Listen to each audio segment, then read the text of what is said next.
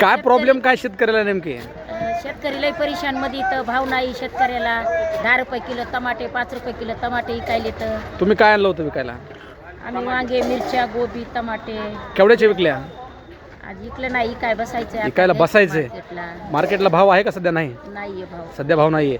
या ठिकाणी संतप्त अशा शेतकरी मावशींच्या प्रतिक्रिया मंडळी, त्याचबरोबर आपल्या दादा आहेत. दादा राम राम. राम राम राम राम. काय आणलंय आज? बकळ आणले भाजीपाला. बकळ भाजीपाला आणलाय.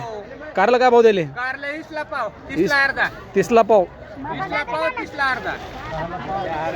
हरभड्या म्हणायचं, शेतकऱ्याची फजिती म्हणायचं, त्यांनी काय कळत नाही. एकच नंबर असं व्यापारी जेवण आणि मावशी ताजा भाजीपाला खाऊ घालून स्वतःचा उदरनिर्वाह भागवतात आणि स्वतःही मार्केटमध्ये बसून जेवण करतात. मंडळी पाहू शकता, एवढं शेतकऱ्याचं जीवन सोपं नाही आहे. जेवणाचा आणि जीवनाचा सुद्धा भरोसा नाही.